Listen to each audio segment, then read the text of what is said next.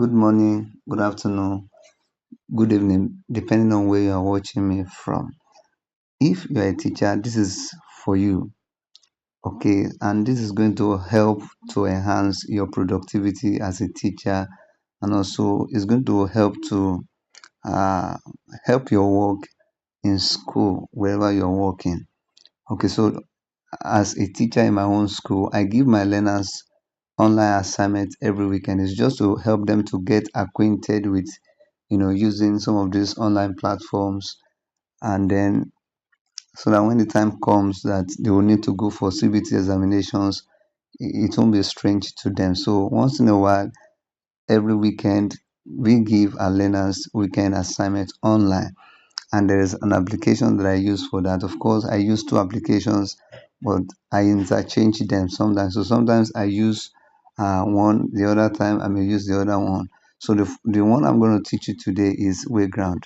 So you go to what do you call it, Play Store, and you download Wayground. This is Wayground, and it's formerly called Quizzes. That's the former name of this Wayground. So if you want to set online assignment for your children, you can use Wayground. But here's how I used to do it. So I just want to walk you through how I do it, how I set my questions within few minutes instead of setting it manually by myself. I just leverage on the use of some AI tools to get it done for me so that I can just generate the questions easily, because this Wayground also has AI, generator. It can generate questions for you. It has AI tool that can generate questions for you. So what do I do? I have eNotes. I use eNotes for my children, and I set questions with my phone online. I mean, with my phone, right? So, if I want to give them weekend assignments, for instance, it's just to walk you through now. I can just copy some the topics I've treated in my notes. I'll come to WPS office. That's where all my notes are. So I'll just open one note, you know, copy the topics I've taught them that week, open the other notes, copy the topics I've taught them, open another note. I'll put all the topics together. Sometimes I use DeepSeek, sometimes I use ChatGPT, put all the topics together and prompt ChatGPT to set maybe 20 or 10 or 15 or 25 or even 30 questions, objective questions for you. And from those questions that you have supplied your chat GPT or DeepSeek. So, but I want to use my first test. We used to do two tests in our school, first test and second test. So this is class 4, first test, third time. All right. So I want to click on that now, and I'll copy all the questions that are there. I'm going to copy all the questions that are there, and then you will see how I will generate an online assignment from these questions that I have given them in their test. Okay, so let me, yeah, I've copied it. Then I'll now come to ChatGPT, or you go to DeepSeek. You can use DeepSeek. I use DeepSeek too for some of these things that I do. So I've copied it. What will you do now? You prompt DeepSeek generate. Okay, generate. You can paste the. Okay, let me go and recopy it. You can paste the. Once you copy, you paste it on your DeepSeek. Then you instruct your DeepSeek, or you prompt it generate uh let me say 40 random objective questions with four options. Generate 40 random objective questions with four options from this, and give me a uh, prompt for Wayground to set the questions questions for me. All right, so you just send it. Just try to be free with your AI tool, you know, and prompt it the way you like. If you are not getting the result you want, you can still reprompt, and it will give you the exact results that you want. So these are the questions from what I supplied the AI. It won't give you any other thing apart from what you supplied it, right? So these are the questions. You can see a watering trough is used for which purpose on an animal farm? Stitches that are loose and meant to be removed after permanent sewing are called dash. So it has generated the questions for me. Then you just copy it, and then this is the prompt for Wayground. You just copy everything. Then you come to Wayground and then open it. So you're gonna see how I do that. Within few seconds, I mean within few minutes, your questions will be ready, and then you just forward the link to your students. Okay, so the Wayground is opening now. Let's see how we're gonna generate our questions, and this is how I do it. But sometimes within 5 minutes, I would have finished setting my questions for my learners. Instead of doing it manually, trying to input the questions one by one, and I want to set 20 questions for them, that would take time. So sometimes I just use uh, AI tools to do that. I don't know why this is taking time. Maybe it's network. So here's it. Wayground has opened. You can see the different assignments I've given to my learners. If you come to library, you will see all the assignments I've given to my learners. So this is what I do. I give them assignment every weekend. Of course, this is a free version. For the paid version, you can have more questions, but for the free version, you can only set 20 questions, 20 different questions. So once you get to 20 that you have created, you can see this created by me 14. I've just created 14. I've created more than 14. So I have to delete to be able to create space for other questions. So if you create 20, you will not be able to create anything again, and it will not even it will not work. So you have to delete some to be able to create more, right? So if you want to continue to use the free version, just delete in case you've reached that 20. So here is it now. Let me come to this. Then you come to this generate from test. So what we want to do now is to create the questions that I've just forwarded to, I mean that we have just generated from DeepSeek. So you leave it at this automatic, then you click on generate quiz, and you wait for it to generate after some time. So it has generated the 40 questions. All right, so you've got to go through all the questions. Just try to check whether the options that it picked is correct. You've got to do that yourself. You've got to do that work so that you will not just create it, then send it to your learners, and then they will now be telling you that, oh, the option B is not the correct one. So you've got to check through, because anything technology can fail you sometimes. Even AI can make mistake. All right, so just go through it, check if the options are correct. Then you see this 30 seconds, 1 point. It depends on you. You can change it.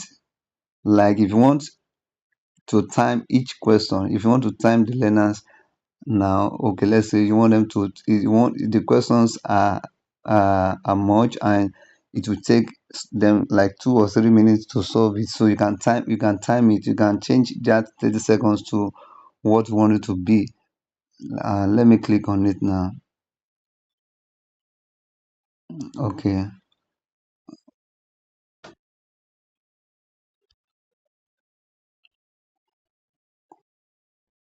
Okay, so Okay, probably it's not working because I'm trying to screen record it. Okay, so you can click on it to edit it, to change it to what you like. You can change the 30 seconds.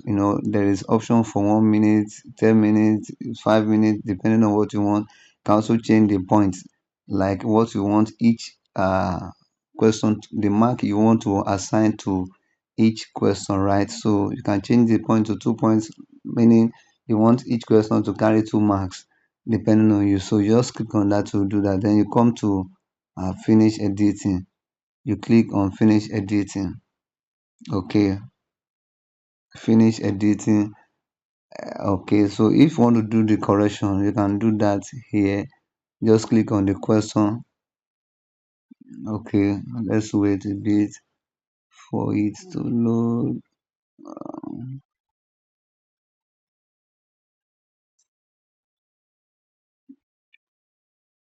So it has uploaded it now.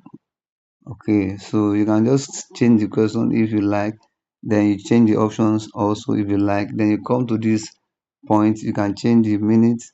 You can say, okay, I want the question to be 2 minutes so that they can take their time to think and then solve it. You can also say, oh, I want each mark to be 3 marks or 3 points. Okay, so here's it. Then you save it. If the options are not correct, you click the correct option there. Okay, then you can also add the logo of your school here. If you like, you can add the logo of your school depending on what whether you are working for your school or for yourself. Okay, so let me say I want to add my picture there. So I'll do that. You can add the logo of your school there just once. Okay, add image. Okay, so after that, after that, you just try to scroll up again. Be sure everything is correct and perfect. And after you are sure everything is correct and perfect, you come to this save quiz. So you click on save quiz, then you can edit this 40 random question and give it the name you want. For me, I can say weekend, week 4, depending on the week you are currently in, week 5, weekend assignment. That's for me. I'm just using that as an instance now because of this training. Okay, so week 5 weekend assignment, then you click on save, right? You click on save. After that, you click on start quiz. It's very important that you click on start quiz. Then you click on this assigned homework, not live, assigned homework. You click on that. Then you see this custom deadline, no deadline. Custom deadline means, oh, you want it to be you want them to be able to attempt the assignment, the questions between June 17 to June 19, and after June 19 they will not be able to access the assignment again. You can do that. But if you want them to be able to attempt the question at any time, let's say even next month, if they cannot find the questions this month, or if they cannot be able to access it this month, or if they are not able to see it this month, you want them to be able to access it anytime, you click on this no deadline, right? So you then move up and then come to advanced settings and extra life. Okay, those ones you can just leave it like that. Then participant attempts. Do you want them to have unlimited attempts, meaning that do you want them to be able to attempt the questions as many times as possible? If you don't want them to be able to do that, just click on two. Let's say you want them to be able to have just two attempts, meaning that after they are done with the first one, if they didn't get it right, they can still go over it again and do it the second time. And after the second time, they will not be able to attempt it again. Show answers during activity. Don't put it at on. Don't click this on. Just click on validate only, meaning that it should just show the participants that they've picked the answer, and then to show them whether the answer is correct or not. It will not show them the right answer immediately. It will only validate that, oh, this question that you picked is correct, or this option that you picked is correct, or this option that you picked is wrong. It will only validate whether the option is right or wrong, not that it will show them the answer. But if you click on If you leave it at on, it will show them the answer. Even if what they picked is wrong, it will show them the answer immediately. Then show answers after activity. Yes, you can leave that as on, meaning that after they are done with everything, it should show them all the answers so that they can be able to go through all the answers and know the right answers to each question. Then you come to these activity settings, power ups, you want them to get bonus to for each work done, you can do that. Then if you want to be strict with the time, you go click on this test timer, meaning the time that you have set for each of those questions, you want the time to be maintained. Once that time elapses, let's say you set 30 seconds for question one, once it will start by the time it gets to 15 seconds, it will start counting down to 15, 14, like that. It will start counting down. So once it elapses, the question will move on to the next question. The learner will not be able to pick that answer if he didn't pick it within the time allotted to the question. That is for test timer. But if you don't want the time, if you want them to take their time to be able to do it, even though you have set the time in your questions, you can still click on this default timer. This default timer means that they can still have their time, think about it. Even though you have set the time, it will not, that time will not read. It's okay now. So that's that. You can just leave it at default timer so that they can be able to take their time to do it. But if you want to be strict with that time, you want them to maintain that time. Of course, that time is very important so that they can learn how to work fast, especially when they go for CBT examinations. So you can click on that test timer so that it will help them to be able to work within time. Okay, so you can also click on show leaderboard. This show leaderboard, we show all the learners that are going to be participating in this weekend assignment or in this quiz, who is leading. Let's say I have done my own, I scored everything. Yeah, another learner has done his own, he scored 10. Another learner has done his own, he scored 5. They will see that I have done it.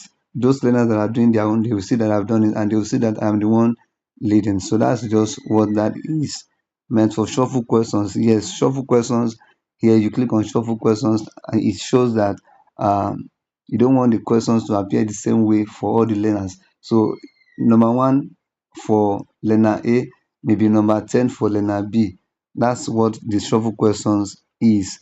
And you can also shuffle the options too so that uh, A for learner A will be can be D for learner B. If Shola is doing his own and option A is 30, Kehinde can be doing his own, and that option A that is 30 for Shola will be option D for Kehinde, and that's what that is. And then you can also play music if you want them to be enjoying music while playing. It's just like a game. It's sometimes very fun. You can click on the play music, and then if you want them to be seeing funny memes or memes now when they are playing the when they are doing the assignment, just like a fun game, you can also click on that. Okay, so then you now come to assign, right? So you click on assign, and after that you will see the link to the question.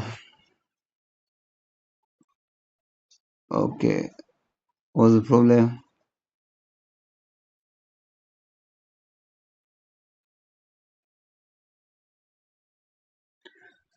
So after clicking on assign, then you'll be able to access the link.